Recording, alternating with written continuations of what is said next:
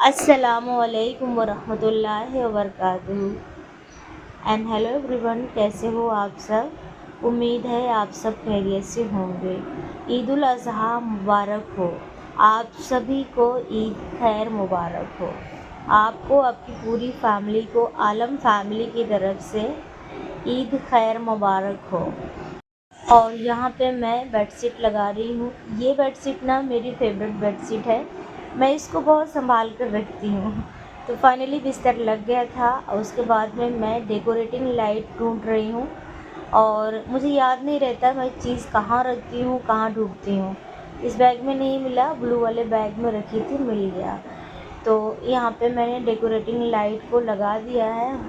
Aksu कह रही मम्मा चाँद, मैंने कहा हाँ।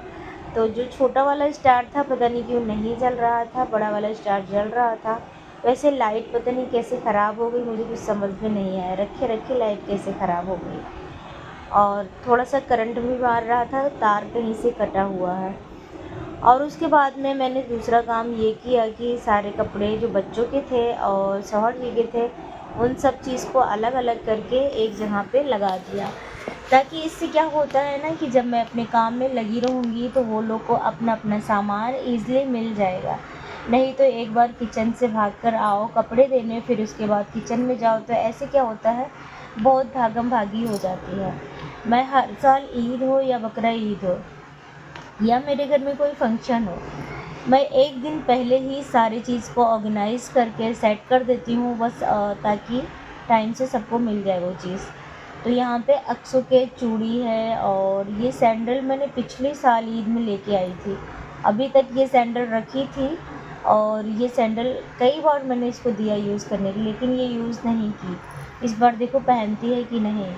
तो बस शाम को मैंने ये सारा चीज़ अलग करके और यहाँ पे सेट करके रख दिया था। फिर उसके बाद में अक्षु को मेहंदी लगाई थोड़ा सा, और छोटे मोटे काम थे वो सारे काम देख के फिर उसके बाद में रात के बज गए थे 1। फिर आराम करने चली गई थी सुबह। और जब सुबह हम लोग उठे तो सबको मैंने सारा चीज़ रख दिया था। मैं किचन में चली आई और किचन में आते ही यहाँ पे मैंने ये ड्राई सेवइयाँ है और इसको थोड़ा सा रोस्ट कर रही हूँ। इसका कलर अच्छा लगता है जब रोस्ट रहता है और इसका फ्लेवर भी अच्छा लगता है। तो ये वाला आउटफिट मैंने सोचा कि वेयर कर लेती हूँ और अच्छा भी लग रहा है। इसके साथ साथ इसमें कंफर्ट भी फील हो रहा था, कॉटन है। गर्मी बहुत ज़्यादा है और कढ़ाई वाले जो कपड़े होते हैं तो वो पहनने को नहीं हो पाते। सिंपल कपड़े पहन लो तो उसमें आपको काम भी करते बनता है और उसके साथ साथ आपको आराम भी रहता है। तो मैंने कहा यही वाला सूट वेयर कर लेती हूँ। तो आप सब मुझे कमेंट्स में बताना ये वाला सूट कैसा लगा आप सबको। मुझे बहुत अच्छा और बहुत कंफर्ट फील हो रहा था। और यहाँ पे शौहर जी रेडी हो गए थे ईदगाह जाने के लिए, बाबू भी रेडी हो गए थे। तो पता नहीं कहाँ वो खेलने निकल गए अपने दोस्तों में। तो ये रेडी होके जा रहे थे, मैं निकल आई इनको थोड़ा सा देखने के लिए कि बाबू को कहाँ है, लेकिन वो पहले ही आगे पता नहीं कहाँ निकल गए थे। तो उसके बाद फिर मैं किचन में वापस से आ गई और यहाँ पे मैंने सारा चीज़ लगा लिया, ड्राई फ्रूट, सेवई और चीनी सबको अलग अलग करके सेट करके रख दिया। क्योंकि जब मैं कुकिंग करती हूँ ना तो मुझे कुछ चीज़ें याद रहती है, कुछ नहीं। तो मैंने आज सोचा कि सब कुछ पहले ही यहाँ पे लगा लूँगी, उसके बाद में कुकिंग करूँगी ताकि मुझे कुछ भूलना ना हो। और यहाँ पे मैंने ले लिया है 2 स्पून घी, रेडीमेड घी है। पहले तो घर पे रहती थी लेकिन आजकल हमारे यहाँ घर पे नहीं रहती है, रेडीमेड ही मंगाते हैं। उसके बाद में यहाँ पे मैंने दूध डाल दिया है।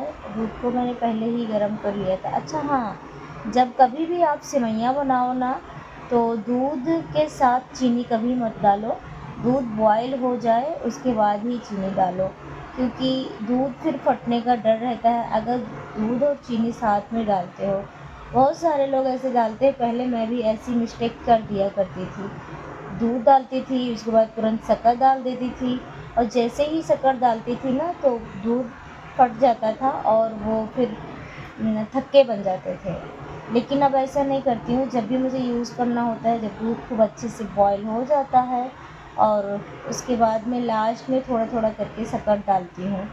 तो मैंने थोड़ा थोड़ा करके शक्कर डाल दिया था। और यहाँ पे हमारा ड्राई फ्रूट भी हमने ऐड कर दिया है।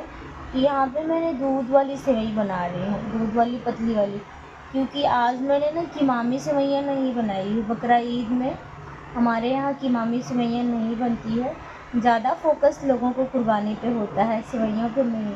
ईद के दिन ज़्यादातर फोकस होता है कीमामी सेवइयों का। तो यहाँ पे फिर उसके बाद अक्षु को नहला दी थी। अक्षु को नहला के फिर रेडी करना था। तो ये वाला अक्षु को मैंने सूट पहना दिया है, क्योंकि ये वाला जो सूट है ना, ये कॉटन में है, रियॉन कपड़ा का है और बहुत आराम है। तो मैंने कहा यही वाला पहना दूँ ताकि इसको आराम रहे, क्योंकि गर्मी ना बहुत ज़्यादा है। तो कैसे भी कपड़े पहनाओ ऐसे देख के कि बच्चों को आराम हो। यहाँ पे दोनों इसको चूड़ी पहना रही हूँ। और ये चूड़ी ना इसकी साइज़ की है, बहुत सारी चूड़ियाँ थी लेकिन इन्होंने सारी चूड़ियाँ तोड़ दी थी। यही वाली चूड़ी इसकी बची थी और मैंने कहा ये वाली पहना देती हूँ।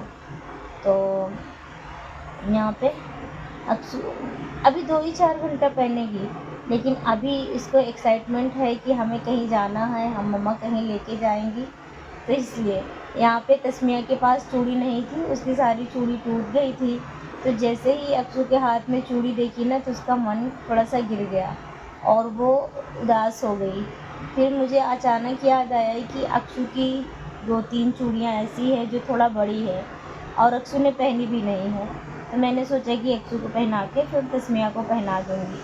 तो यहाँ पे इसको तैयार कर रही थी और पता इतना तंग कर रही थी मुझे, बहुत ज़्यादा। वीडियो में तो मैंने नहीं दिखाया। मुझे शाम को जब मैं बेडशीट लगा रही थी 1 घंटा डिस्टर्ब की थी, बेडशीट लगाने नहीं दे रही थी। बेडशीट लगाने का मतलब मैं वीडियो शूट करना चाह रही थी, तो वो बार बार मुझे परेशान कर रहे थे। ऐसे करके मेरा रात का ना 1 से 1.5 घंटा निकल गया था। और यहाँ पे सुबह भी बहुत ज़्यादा तंग की, तो ऐसे ही आधा घंटा निकल गया था।